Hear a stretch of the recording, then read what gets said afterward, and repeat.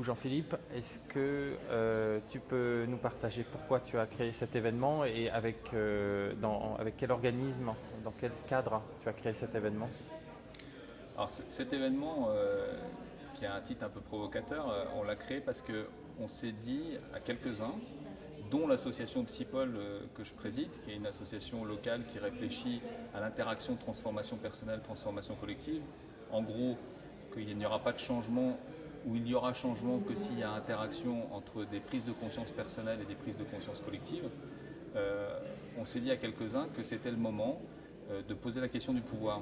Il y a une connotation très négative du pouvoir dans la société aujourd'hui, souvent d'ailleurs connectée à la politique et justifiée quelque part, dans le sens où les politiques sont vus souvent comme des gens qui prennent le pouvoir sur une population et qui ne font pas vraiment avec. Et c'est exacerbé lors des périodes d'élection. Et donc on s'est dit, c'est le moment d'organiser une rencontre entre plusieurs personnes qui réfléchissent autrement à la question du pouvoir. Mais qui disent pas il faut plus de pouvoir, qui disent il faut du pouvoir autrement. Du pouvoir avec, du pouvoir d'agir pour tous. Et il y a des psys, il y a des chefs d'entreprise, il y a des gens qui sont des politiques et qui réfléchissent au sein même du monde politique. Il y a des chercheurs, il y a des gens qui se cherchent. Moi j'ai été extrêmement surpris de voir qu'à cette rencontre, on avait plus d'un quart de personnes qui sont aujourd'hui au chômage et en recherche d'emploi qui se sont inscrits pour ces rencontres. Donc ça veut dire que ça cherche à tous les niveaux. Et ça cherche à tous les niveaux parce qu'il y a une insatisfaction assez forte. Donc voilà pourquoi on l'a créé cet événement, pour que la mayonnaise de la réflexion prenne et puis qu'elle soit partagée entre des personnes différentes qui viennent de territoires différents. Aujourd'hui, on est en plein cœur de l'événement, lors de cette première journée. Comment ça semble être un succès puisqu'il y a beaucoup de monde, hein. Comment se passe pour toi cette journée? Moi, elle se passe super bien la journée parce que j'ai l'impression d'être au repos et de pouvoir me nourrir de tout ce qui se passe. Alors il y a une fatigue, mais qui n'est pas la même de la fatigue avant l'événement, parce qu'on a eu un processus à la fois magnifique, mais aussi exténuant de préparation, de dynamique autour de l'événement, de rencontres avec les intervenants, de sollicitations, de montage économique aussi, hein, pour que cet événement ne soit pas en déficit. Et là, je savoure parce qu'il y a du monde, parce que les gens ont le sourire, parce que les intervenants, je trouve, sont la plupart très pertinents. Et il y a un vrai enjeu d'être ici ensemble. Et je suis assez frappé d'ailleurs, les intervenants, pour certains qui sont d'ailleurs très célèbres et connus et qui interviennent dans des sphères plus traditionnelles, ici sont heureux d'être là. Ils n'ont pas demandé spécialement de rétribution et en même temps, ils nourrissent ce projet commun. Donc, s'il y a un mot qui me vient, c'est vraiment le commun. Il y a vraiment le commun, ouais, au sens de l'intérêt général, du bien commun qui se partage. Et donc moi je savoure parce que j'étais un peu frustré de ça quand j'étais dans mes dernières années de politique. Et aujourd'hui en tant que psy au quotidien avec mes patients, et là pendant cet événement, j'ai l'impression de revivre et de revivre des liens. Est-ce que tu as senti une réceptivité au sein des élus politiques de la région par rapport à l'événement? Il y en a quelques-uns qui sont présents à l'événement. Ça a été bien accueilli ou... Ouais, ça a été accueilli, bien accueilli par les politiques, je ne pourrais pas dire ça. Je pense qu'il y a un problème de compréhension, mais pas de compréhension intellectuelle. On en parlait ce matin avec Guibert. Il y a un problème de compréhension presque émotionnelle, de revenir au sens, de revenir à l'essentiel. Quand tu as été pendant des années, et je l'ai vécu moi, j'avais la chance d'être psy à côté, donc de pouvoir effectivement travailler un peu sur ma conscience, sur l'éveil de ma conscience, mais le système politique va complètement à l'inverse.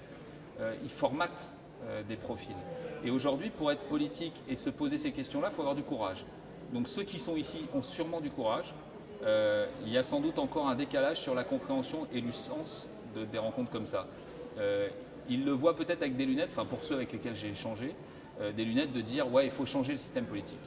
Je pense que l'enjeu de ces rencontres va bien au-delà de ça, puisque c'est vraiment l'interaction entre le je et le nous, et le je sans le nous ça ne fonctionne pas, et je suis parce que nous sommes, c'était Nelson Mandela qui avait repris un proverbe zoulou et qui a un sens extraordinaire aujourd'hui dans ce qu'on peut, par rapport à ce qu'on peut faire et par rapport à ce que devrait être le rôle du leader aujourd'hui. Donne-moi 2 secondes. Je me les donne aussi. Hein? Je me les donne aussi. Très bien. De toute façon, vous allez faire du cut. Hein. Oui, mais en même temps, Mais là, déjà, il y a ça plein ça sera peut-être en dehors des 4 minutes, tu vois, puisque Ouais, tu es le bien. porteur principal, donc voilà. Comme une petite capsule, une petite. Oui, Ouais. oui. Euh, Déjà, Il y a plein de capsules qui m'intéressent à côté. Attends, on va juste.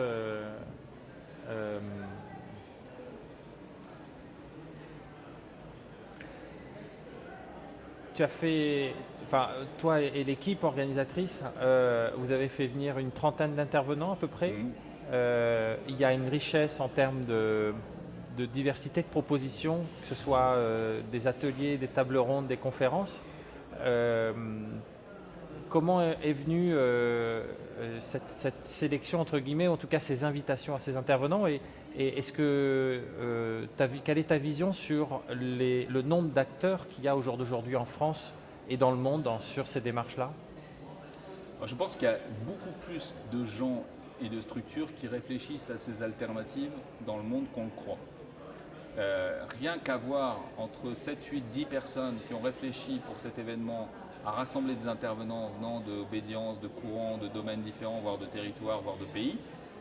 Et quand je vois la richesse de ce qu'on a pu rassembler ensemble, et quand on voit le plateau qui est là, bah, je me dis, voilà, il y a des possibilités énormes. Et ça me donne envie en fait de faire durer ce type d'événements, voire les partager, voire les diffuser, et de voir quelque part comment à partir de là on peut construire ou co-construire des démarches avec des intervenants qui aujourd'hui ont contribué presque autant que des équipes d'organisation. Donc, parce qu'ils ont amené du contenu, parce qu'ils ont amené une envie, parce qu'ils ont amené un sourire. Et on a besoin de ça dans la société. Donc, moi, j'ai été frappé, on est au carrefour de ces 2 jours, j'ai été frappé déjà des premières interventions. Enfin, il y a une profondeur, il y a une présence. Il n'y a pas de problème de téléphone portable. Alors il y a des gens, tout le monde a son téléphone portable, mais il n'y a pas de téléphone portable intempestif. On sent que les gens savent bien voir de quelle façon ils peuvent être présents de façon authentique. Donc c'est toute cette énergie, on ne l'a pas commandée. On a simplement marqué une intention au départ et après ça se passe tout seul, quoi. Et du coup c'est beaucoup plus reposant que d'autres rencontres où tu essayes de tout contrôler. Moi je me sens complètement dans le lâcher prise là, et ça fait du bien parce que les intervenants sont aussi autonomes. Ils ne sont pas là à nous faire chier avec leur navette, leur hôtel, leur machin. Et ça peut paraître banal de parler de ça, mais c'est vachement important pour l'énergie d'un événement. Tout le monde joue le jeu. Donc ça, c'est génial. Bonheur.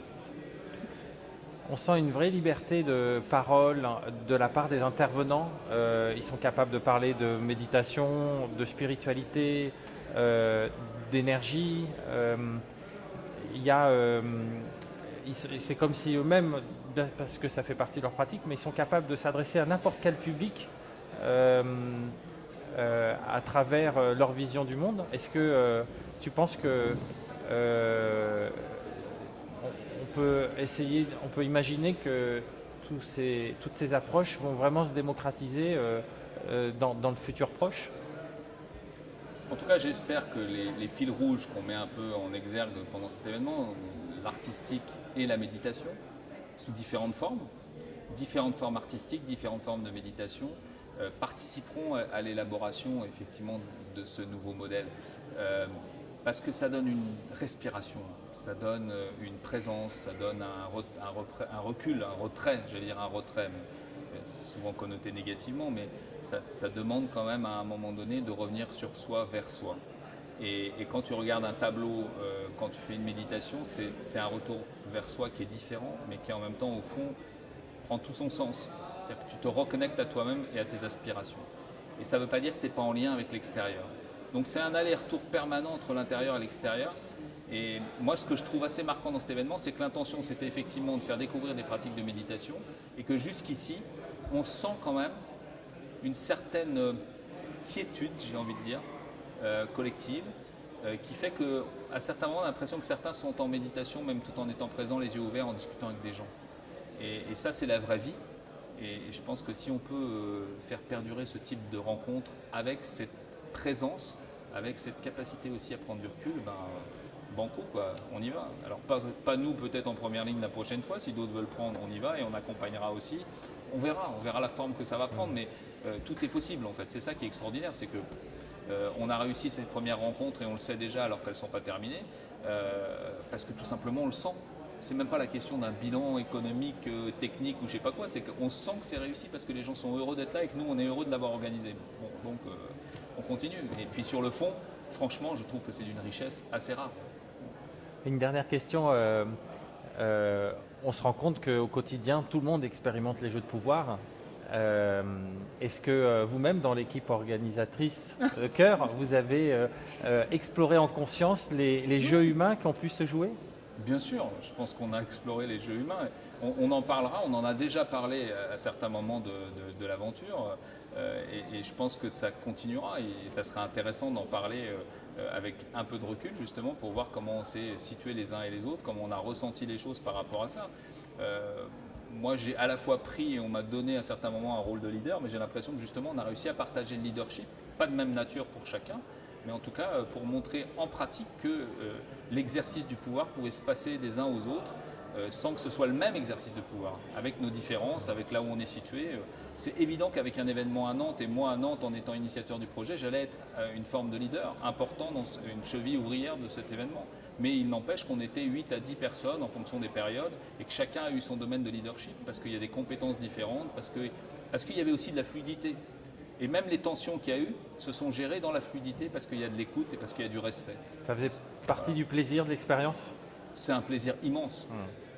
Je vais dire, pas le dire trivialement, mais si tu te fais chier à organiser un événement, tu es déjà crevé quand tu arrives à l'événement. Et en plus, tu t'es engueulé avec les mecs, avec les nanas avec lesquels tu l'as monté. Donc, tu n'es plus en énergie d'accueil de ce qui peut se passer dans l'événement. Donc là, on n'est aucunement dans cette situation-là. Et parler du processus est presque autant important que de parler du contenu. Donc, ça a marché dans les deux sens, je pense. Merci Jean-Philippe et bon événement alors. Merci.